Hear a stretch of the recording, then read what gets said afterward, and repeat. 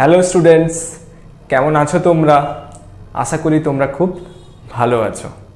তো আজ আমি ক্লাস 12 পড়ানো শুরু করব। ক্লাস 12-এর ফিজিক্স পড়ানো আজ আমি স্টার্ট করছি। কি হয়, ক্লাস 12-এ ওঠার পরে স্টুডেন্টদের ফিজিক্সের প্রতি একটা ভয় তৈরি হয়, কারণ কিছু চ্যাপ্টার খুব কঠিন। তো আমি তোমাদের কথা দিতে পারি, যদি তুমি আমার চ্যানেল রেগুলারলি ফলো করো, আমার ভিডিও দেখো, তোমাকে কিন্তু ফিজিক্স মোটেও কঠিন লাগবে না। যেটা দরকার সেটা হচ্ছে তোমাকে রেগুলার থাকতে হবে, রেগুলার ফিজিক্সকে পড়তে হবে, ফিজিক্সকে বোঝার চেষ্টা করতে হবে। শুধুমাত্র থিওরি নয়, প্রবলেম সলভ করতে হবে, প্রবলেম সলভ করার চেষ্টা করতে হবে। তো কথা না বাড়িয়ে চলো আমরা স্টার্ট করি। তো আজকে আমরা নতুন মডিউল থেকেই শুরু করব। তো নতুন মডিউল যেটা হচ্ছে কারেন্ট অ্যান্ড ইলেকট্রিসিটি, তো এই মডিউল থেকে আমরা স্টার্ট করব। কারেন্ট অ্যান্ড ইলেকট্রিসিটি মডিউলের ফার্স্ট চ্যাপ্টার তড়িৎ প্রবাহ ও ওহমের সূত্র। তড়িৎ প্রবাহ ও ওহমের সূত্র এই চ্যাপ্টার দিয়ে আমরা কিন্তু স্টার্ট করব। তো ফার্স্টে আমরা জানবো যে তড়িৎ প্রবাহ কাকে বলে। তো ফার্স্টে আমরা জানবো তড়িৎ প্রবাহ বা কারেন্ট। তো কারেন্টকে আমরা কি দিয়ে ডিনোট করি? ক্যাপিটাল আই বা স্মল আই দিয়েও ডিনোট করি। তো এই কারেন্ট বা তড়িৎ প্রবাহ জিনিসটা কি, সেটা আমাদের খুব ভালো করে বুঝতে হবে। দেখো, আমরা পরিবাহীকে লম্ব বৃত্তাকার চোঙ হিসেবে দেখাতে পারি। যে একটা পরিবাহী, তাকে আমরা লম্ব বৃত্তাকার চোঙ হিসেবে দেখাতে পারি। এটা হলো একটা পরিবাহী। তো আমি একটা ছোট্ট প্রস্থচ্ছেদ নিতে পারি। ধরো এখানে একটা এর প্রস্থচ্ছেদ আছে। তো এই প্রস্থচ্ছেদের মধ্যে কি হচ্ছে? চার্জ প্রবাহিত হচ্ছে, মেনলি আমরা যেটাকে ইলেকট্রন বলি। তো ইলেকট্রন কি হচ্ছে? এই দিক দিয়ে যাচ্ছে, ফ্লো করছে, ইলেকট্রন ফ্লো করছে। তো এই যে ইলেকট্রন ফ্লো করার হার, মানে একক সময়ে কত সংখ্যক ইলেকট্রন বা কত সংখ্যক চার্জ এই প্রস্থচ্ছেদের মধ্য দিয়ে যাচ্ছে, এই যে প্রস্থচ্ছেদ আছে, এই প্রস্থচ্ছেদের মধ্য দিয়ে যাচ্ছে, তাকেই আমরা কারেন্ট বলছি। তাহলে কারেন্ট আই ইকুয়ালস টু কি হবে? I equals to Q by T. I equals to কি হয়? Q by T. এবার যদি তুমি একটা ডেফিনেশন, ফর্মাল ডেফিনেশন আকারে লিখতে চাও, তাহলে লিখতে পারো কোনো পরিবাহীর যে কোনো প্রস্থচ্ছেদের মধ্য দিয়ে একক সময়ে যে পরিমাণ তড়িৎ আধান প্রবাহিত হয় তাকে আমরা কি বলি? কারেন্ট বলি বা তড়িৎ প্রবাহ মাত্রা বলি। তাহলে তড়িৎ প্রবাহ কাকে বলে? না, পরিবাহীর কোনো প্রস্থচ্ছেদের মধ্য দিয়ে একক সময়ে যে পরিমাণ তড়িৎ আধান প্রবাহিত হয় তাকে আমরা তড়িৎ প্রবাহ বা তড়িৎ প্রবাহ মাত্রা বলি। তাহলে দেখো, আই ইকুয়ালস টু আমি কি পেলাম? Q by T. I equals to কি পেলাম? Q by T. তো কিউ হলো এখানে কি? কিউ হলো তড়িৎ আধান। কিউ হলো কি? না, তড়িৎ আধানের পরিমাণ, তড়িৎ আধান। তো তড়িৎ আধানের একক আমরা কি জানি? তড়িৎ আধানের এসআই একক হচ্ছে কুলম্ব, আর টি হচ্ছে সময়, যার একক হচ্ছে সেকেন্ড। তাহলে এখান থেকে তড়িৎ প্রবাহের একক কি পাবো? তড়িৎ প্রবাহের একক, বা আমি বলতে পারি এসআই একক। তো এসআই একক কি হবে? Coulomb per second. কি হবে? কুলম্ব পার সেকেন্ড, বা কুলম্ব পার সেকেন্ডকে আমরা কি বলি? অ্যাম্পিয়ার বলি। কি বলি? অ্যাম্পিয়ার। তো নাম দেওয়া হয়েছে অ্যাম্পিয়ার। কুলম্ব পার সেকেন্ডের নাম আমরা অ্যাম্পিয়ার দিয়েছি। তো আশা করছি তোমরা এই ছোট্ট জিনিসটা বুঝতে পেরেছো। এইবার আমরা যদি ধরি যে একটা ছোট্ট টাইম ইনস্ট্যান্টে কারেন্ট কত হবে সেটা আমরা বের করতে চাই, তাহলে ছোট্ট সময়ে যদি সময়টাকে খুব ছোট ধরি, তাহলে প্রবাহিত তড়িৎ আধানটাও খুব কম হবে। তো তখন আই ইকুয়ালস টু কি হয়ে যাবে? D Q by D T. তাহলে এটাকে বলা হয় ইনস্ট্যান্টেনিয়াস কারেন্ট। Instantaneous current. তাহলে আই ইকুয়ালস টু কি হয়ে গেল, ডি কিউ বাই ডিটি। যখন আধানটা খুবই ছোট হবে, আধানের পরিমাণটা খুবই কম হবে আর সময়টা খুব কম হবে, তখন আমরা একে ডি কিউ বাই ডিটি হিসেবে ডিনোট করতে পারি। তো আশা করি এইটুকু কনসেপ্ট তোমাদের ক্লিয়ার হয়েছে। এইবার এখান থেকে আমরা একে ইন্টিগ্রেশনের ফর্মে কিন্তু নিয়ে যেতে পারি।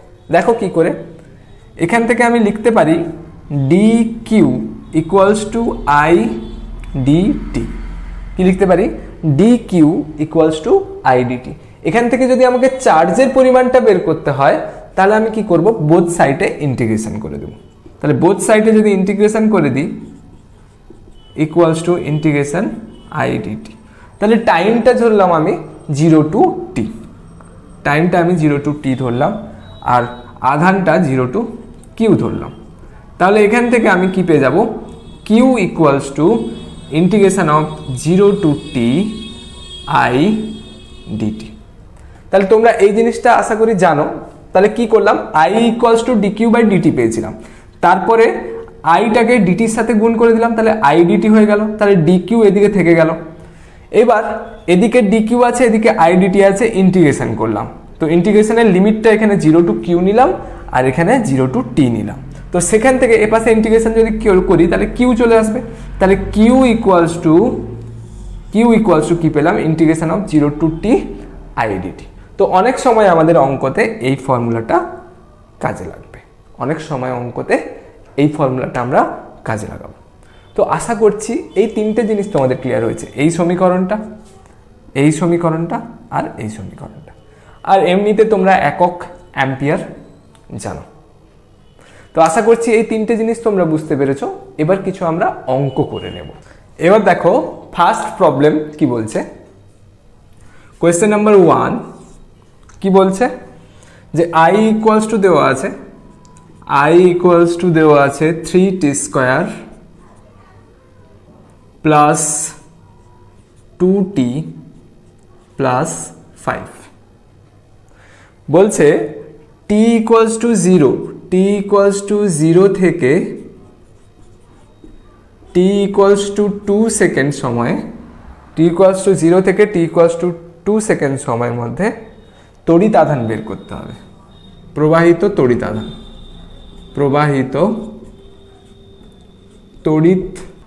তড়িৎ আধান কত বের করতে হবে। একটু পজ করে নিজেরা ট্রাই করো। তাহলে আই ইকুয়ালস টু দেওয়া আছে 3t square plus 2t plus 5। তো আমাকে তড়িৎ আধান বের করতে হবে। আমরা একটু আগে একটা ফর্মুলা পড়লাম যে I equals to D Q by D T. তো এখান থেকে আমাকে কিউ বের করতে হবে। তো আমরা কি করব, D Q equals to I D T, তাই না? এবার বোথ সাইডে আমি যদি ইন্টিগ্রেশন করি, এটা 0 টু কিউ আর এটা 0 টু টি। তাহলে এখানে আমরা কিউ পেয়ে গেলাম। তাহলে কিউ ইকুয়ালস টু আমি পেয়ে গেলাম 0 টু টি আই ডিটি, এইবার এখানে বলেছে টি ইকুয়ালস টু 0 থেকে টি ইকুয়ালস টু 2 সেকেন্ড। তার মানে আমি এখানে 0 টু 2 নেব, টাইমটা 0 টু 2 নেব। এবার আই ইকুয়ালস টু কি দেওয়া আছে, 3t square plus 2t plus 5। তাহলে এখানে বসিয়ে দিলাম আই এর জায়গায় 3t square plus 2t plus 5 DT. তাহলে এদের প্রত্যেকটার আলাদা আলাদা করে ইন্টিগ্রেশন করব। প্রত্যেকটা আলাদা আলাদা করে ইন্টিগ্রেশন করলে 0 to T 3t square plus 0 to 2t plus 0 to 2 5 D T. এখানে ডিটি ছিল। এবার আমরা ইন্টিগ্রেশনের ফর্মুলা জানি কি হয়, integration of x to the power n equals to কি হয়, x to the power n plus 1 by n plus 1, এটা হয়। তাহলে আমি এখানে কি পাবো, 3টা হচ্ছে কনস্ট্যান্ট, 3টাকে আমি বাইরে রাখলাম। এখানে কি পেলাম, t to the power 2 plus 1 by 2 plus 1। তো এর কি হবে 2 টু 0 টু 2, লিমিটটা বসিয়ে দিলাম। এবার 2t যদি ইন্টিগ্রেশন করি 2 ইন্টু t⁻1 + 1/1 + 1 লিমিট বসালাম 2 to 0 প্লাস 5 এর ইন্টিগ্রেশন করলে 5t তো এর 2 0 to 2 t³/3 2 to 0 0 to 2 sorry 2 into t²/2 plus 5t 0 to 2 তো এখানে 3 3 ক্যান্সেল আউট হয়ে গেল 2 2 ক্যান্সেল আউট হয়ে গেল তো এখানে যেটা পড়ে থাকলো 2³ প্লাস 2² প্লাস 5 ইন্টু 2 তাহলে 8 প্লাস 4 প্লাস 10 তাহলে কত আসবে 8 4 12 10 22 তো 22 কুলম্ব 22 কুলম্ব হয়ে যাবে এই কোয়েশ্চেনের রাইট অ্যান্সার। এরপর আমরা সেকেন্ড কোয়েশ্চেনে যাব তো কোয়েশ্চেন নাম্বার 2 কি বলছে কোয়েশ্চেন নাম্বার 2 তে দেওয়া আছে q = 3/2 t² প্লাস t যেখানে q হচ্ছে কুলম্ব ইউনিটে বলছে কি t = 2 সেকেন্ড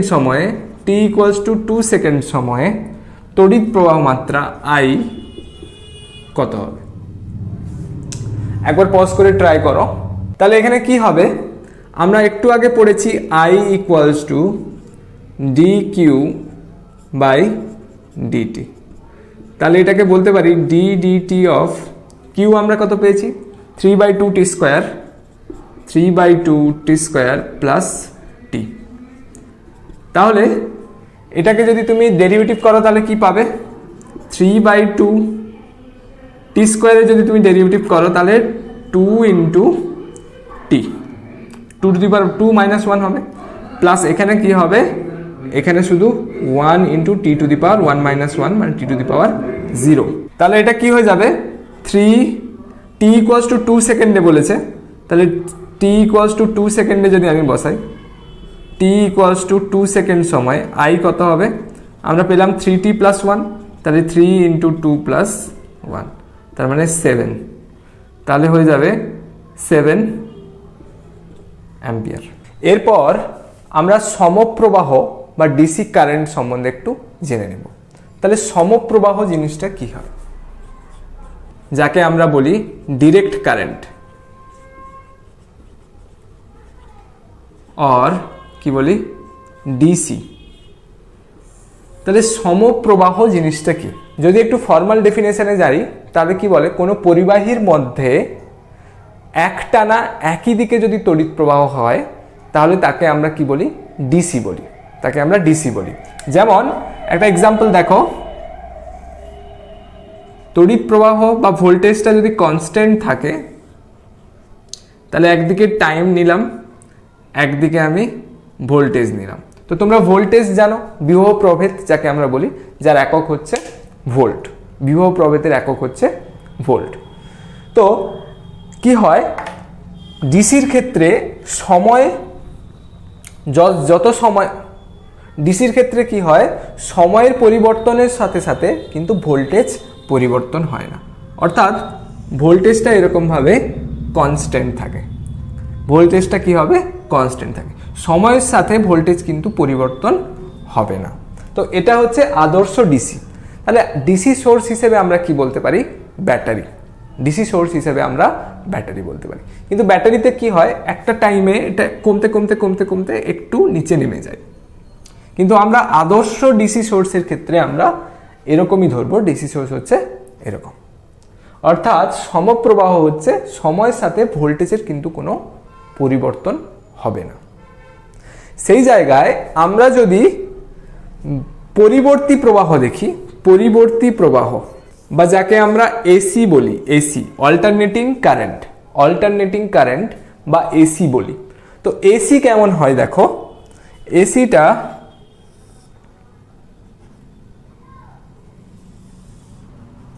টাইম এদিকে ভোল্টেজ এদিকে তাহলে সময়ের সঙ্গে সঙ্গে তার কি হবে, পরিবাহীর যে দিক, প্রবাহ মাত্রা বা ভোল্টেজ, সেটা কিন্তু চেঞ্জ হবে। কেমন হবে? এই রকম। তো এটাকে আমরা কি বলি? সাইন কার্ভ বলি। এটা হচ্ছে সাইন কার্ভ। দেখো, পজিটিভে যতটা যাবে নেগেটিভেও ঠিক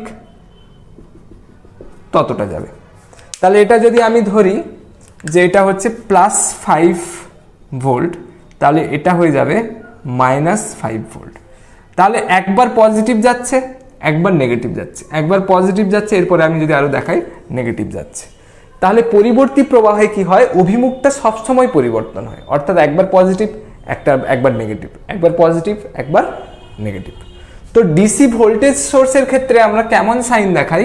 ডিসি ভোল্টেজ সোর্সকে আমরা এরকম দেখাই, এরকম এরকম। দেখো, একটা বড় মানে প্লাস আর একটা ছোট মানে মাইনাস। তো ডিসি সোর্সকে আমরা এরকম দেখাই। আবার এসি সোর্সকে কেমন দেখাই? এসি সোর্সকে এইরকম দেখাই, এইরকম সাইন ওয়েভের মতো, এরকম। এটা হচ্ছে এসি সোর্স আর এটা হচ্ছে ডিসি সোর্স। তো আজকে আমরা এই সাধারণ জিনিসগুলো, এই চ্যাপ্টারের ইন্ট্রোডাকশন ক্লাস বলতে পারো, এই সাধারণ জিনিসগুলো, বেসিক জিনিসগুলো আমরা একটু শিখে নিলাম। তো আশা করছি তোমরা এই যা যা বুঝিয়েছি ওগুলো বুঝতে পেরেছো ঠিকভাবে। ভিডিও ভালো লাগলে অবশ্যই লাইক করো। Thank you for watching this video.